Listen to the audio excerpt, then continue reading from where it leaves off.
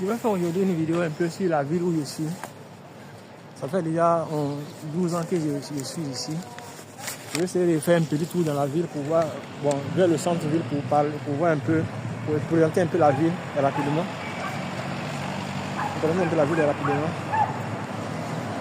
Comme je disais, je suis ici, ça fait déjà 12 ans que je suis dans cette ville. C'est une ville qui est située au sud du pays. Donc, qui est située au sud du pays, en Andalousie, quoi. On n'est pas très loin de la frontière du Portugal, au fait. C'est à environ 60 km de la frontière du Portugal. Mais la ville espagnole la plus proche ici, on est à peu près à 100 km de cette ville. C'est une ville assez intéressante. C'est une ville qui a une petite histoire. Son histoire, c'est que c'est d'ici que Christophe Colomb et ces gens sont partis vers l'Amérique. C'est pas de cette province qui sont partis en Amérique. Mais du village où ils sont passés par là, c'est un village qui est près d'ici qu'on appelle Palos de la frontière. Ce n'est pas très loin d'ici, en fait. C'est à peu près à 10 km d'ici. Dans cette région,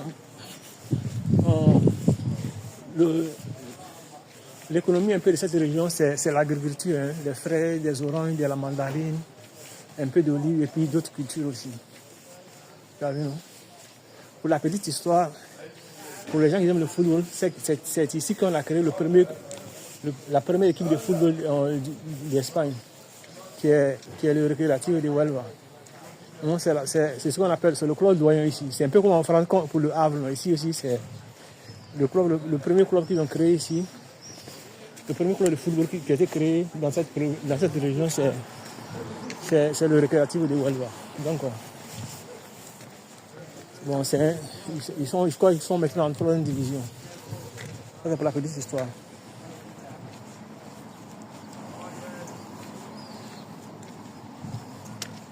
Parce que ici, avant, il y avait des mines un peu. Il y avait des mines ici, des mines de charbon, etc., qui étaient dans cette région ici. Donc, ça paraît là que la société Rio Tinto a créé. Les travailleurs de la société Rio Tinto qui étaient ici, ce sont eux qui ont créé ce club-là. C'est eux qui ont créé ce club-là. Donc, on fait un petit tour pour le centre de la ville.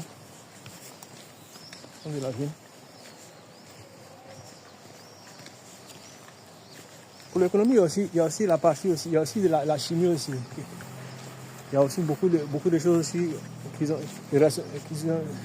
l'économie, une partie de l'économie, c'est aussi l'industrie chimique aussi, qui est très important ici. Ce qui m'étonne, c'est qu'ici, on est près de la mer, etc., mais il n'y a pas vraiment beaucoup de touristes dans cette ville-là. Il n'y a pas beaucoup de touristes dans cette région. C'est pas comme en Séville ou à Cordoba. Ou par exemple à Malaga, où vraiment il y a beaucoup de touristes. Ici, il n'y a pas assez de touristes. L'autre différence aussi ici, c'est que c'est pas une ville avec beaucoup de monuments comme on peut le voir par exemple ailleurs. Par exemple, quand vous allez à Cordoba ou à Séville, il y a beaucoup de monuments. Beaucoup. Mais ici, c'est pas très. Il n'y a pas beaucoup de monuments en fait. Pour voir les monuments historiques ici, c'est très rare. Il y a quelques-uns, mais ce n'est pas aussi important que quand vous allez à Séville ou quand vous allez à Cordoba. Surtout à Cordoba, c'est vraiment un musée à ciel ouvert. Parce que les Arabes sont restés là, c'était la capitale de Al-Andalus en fait. Donc, la capitale de l'Andalousie autant au Moyen-Âge. Donc, vraiment, là-bas, c'est vraiment autre chose. Mais ici, la partie qui est un peu bon, c'est certains villages qui sont un peu proches ici, qui sont bien. Par exemple, il y a des villages qui sont un peu aux alentours, qui ont été aussi, où les Arabes sont restés pendant longtemps aussi. Ces endroits-là, quand même, c'est un peu différent. Mais ici, en ville, c'est comme une nouvelle ville, au fait.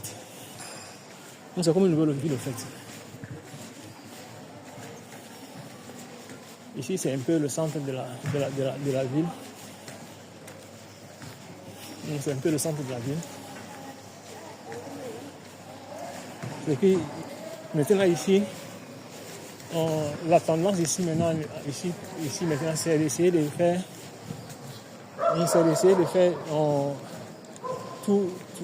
c'est d'essayer d'éliminer les voitures au centre de la ville, au fait.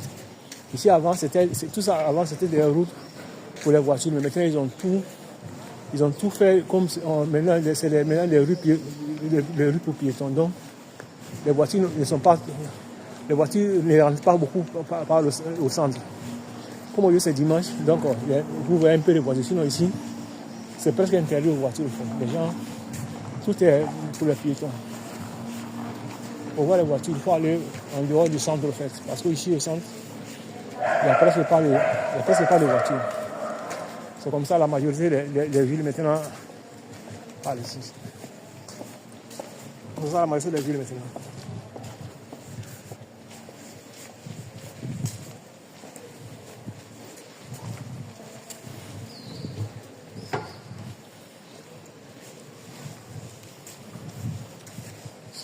Ici c'est le centre, c'est ici que il y a un peu de tout. Ça c'est la cathédrale de la ville. Donc, ça c'est la cathédrale de la ville. Je ne connais pas son histoire, je ne sais pas vraiment si c'est vraiment très, très ancien ou pas. Parce que, comme je l'ai déjà dit ici, tout est presque nouveau. Tout est presque nouveau. Il n'y a pas vraiment de monuments très très anciens comme on peut le voir sur d'autres cieux. Ici, non. Au fait, ici, mais la majorité des touristes, quand ils viennent ici il y a une fête qu'ils font ici dans un village qu'on appelle le Rossio. C'est là-bas que les gens ils viennent beaucoup vraiment. Sinon ici, c'est pas vraiment très touristique au fait. On se bat. Malgré que c'est un endroit vraiment qui est intéressant pour le climat qu'il y a, parce que vraiment ici il ne fait pas vraiment très chaud, ni très froid. C'est un climat vraiment très très particulier. C'est un climat vraiment très particulier. Malgré ça, il n'y a pas assez de touristes au fait comme on peut le voir ailleurs. Mais moi, ce que j'aime ici, c'est que vraiment c'est différent des grandes villes, quoi. Parce que quand vous allez par exemple à Madrid ou à Barcelone, ou même à Séville ici, ou à Malaga, c'est que le coût de la vie est excessivement cher. Dans ces villes-là, le coût de la vie est excessivement cher. Mais ici, c'est beaucoup plus... Ici, c'est beaucoup plus chaud, quoi. Le loyer est moins cher, bon, le transport, c'est pas très compliqué. Comme c'est une ville à taille moyenne, je crois que ça fait au moins 180 ou 170 000 ou 180 000 habitants à peu près. Donc, c'est pas vraiment très important. C'est pas vraiment une ville très, très grande. Donc, vous pouvez marcher, aller un peu partout à pied au fait. Et puis aussi, le transport n'est pas très cher. Avec l'autobus, avec le bus, je crois que c'est aux environs de 30-40 centimes d'euros. Donc, c'est vraiment pas cher. Si vous, environ 200, je crois que c'est environ 200 francs ou environ 200 francs. Je le dis comme ça, je ne sais pas. C'est à peu près 200 francs, je crois. Si on calcule 600 francs, 600 c'est 1 euro. Donc, c'est à peu près ça. Donc, c'est vraiment une ville où il fait beau vivre. Le loyer aussi n'est pas très cher.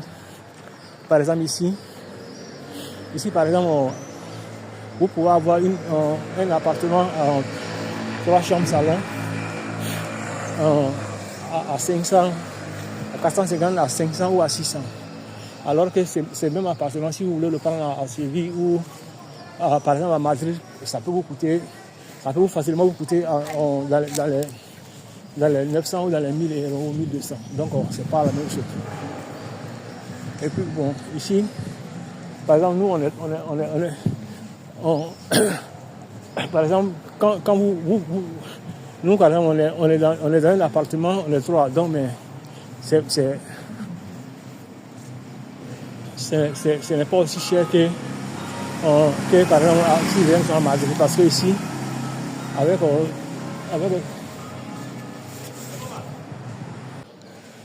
ah, pardon, je me suis arrêté pour parler avec quelqu'un qui m'a.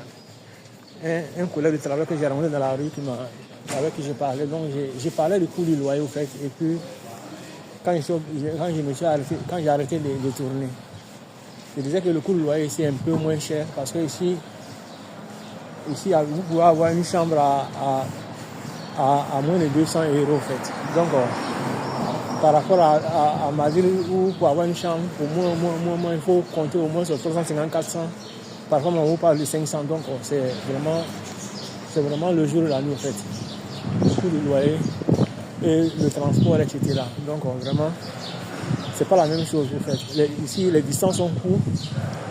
Donc, ce qui fait que, pour moi, c'est beaucoup plus intéressant, en fait, d'être dans une ville comme celle-là, qui ne sont pas très, très grandes. Ce sont des villes à taille humaine, en fait, qui n'ont rien à voir avec les villes comme Madrid ou comme Barcelone, surtout Barcelone, ou peut-être des villes comme Palma de Mallorca, où vraiment c'est excessivement cher.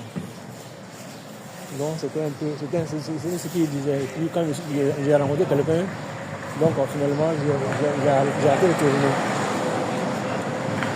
Voilà, ça c'est un peu tout vers le centre de la ville, en fait. C'est un peu vers le centre de la ville. Comme aujourd'hui c'est dimanche, il n'y a pas assez de monde. Normalement, les jours ouvrants, ici c'est rempli de gens. C'est rempli de gens. Non seulement les gens pour le travail, mais aussi il y a beaucoup de monde aussi dans la rue, parce que ici, les Espagnols, ils aiment vivre dehors, en fait. Ils aiment beaucoup être dans la rue pour prendre un pot, etc. Ils aiment beaucoup être dans la rue pour prendre un pot. Parce que ici, quand il fait... Bon, en général, il fait toujours beau temps. Donc toujours les bars et les restaurants, presque tous les jours, tout le temps remplis de monde. Quand vous passez, vous voyez les terrasses, c'est toujours rempli de monde. Les terrasses sont toujours remplies. C'est comme ça, hein. Ici, les gens vivent dehors. Comme eux-mêmes, ils le disent. Donc, les gens vivent dehors. Donc, c'est un peu la particularité d'ici. C'est un peu la particularité d'ici.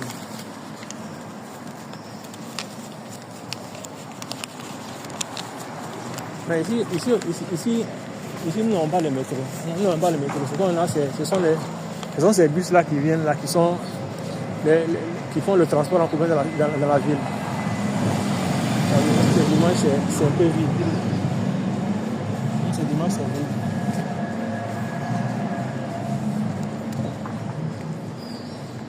Quand je rencontre quelqu'un, j'essaie un peu de baisser un peu, essayer d'inviter un peu la personne ou essayer de tourner un peu la caméra pour ne pas... Parce que ici, les gens n'aiment pas beaucoup. Les gens n'aiment pas beaucoup qu'on les filme. Donc, par exemple, quelqu'un peut vous exiger de barrer une vidéo parce que vous l'avez filmé. Donc, c'est pas comme chez nous, les gens s'en foutent. Mais ici, là, les gens n'aiment pas beaucoup être filmés. Donc, c'est un peu ça, quoi. Voilà. Donc, ici, c'est un peu ça, quoi. Ici, c'est une ville assez intéressante, mais pas vraiment très connue. Quand je parle à quelqu'un, par exemple, quand il dit que je suis à Huelva, il se dit, mais là-bas, c'est où? Une fois, je parlais avec quelqu'un au Mexique, parce que parfois, j'ai l'habitude de parler un peu sur Facebook avec les gens. J'ai dit à quelqu'un qui m'a demandé, mais toi, tu es où en Espagne? Il a dit, que j'étais à Huelva. Et cette personne m'a demandé, mais Huelva, c'est où? Et puis, je lui ai dit, et j'ai dit à cette personne que à Huelva, je suis à, comment on appelle ça? J'ai dit à cette personne que c'est de Huelva que Christophe Colomb et son équipage sont partis vers l'Amérique en 1482. Donc cette personne, comme la personne est professeur, m'a dit, ah, donc parle de la frontière là. J'ai dit non, Pas Palo, mais c'est juste à côté de Palo. Palo, c'est une ville c'est un village qui est à côté de Huelva. C'est Huelva qui est la capitale de la province de quoi. Donc cette personne connaissait Palo, mais ne connaissait pas Huelva. Vous voyez, non? Donc les gens, ils connaissent, par exemple en Amérique du Sud, les gens ils connaissent beaucoup, ils connaissent Palo à cause de son histoire, mais ils ne connaissent pas à cause de son histoire, parce que c'est de là que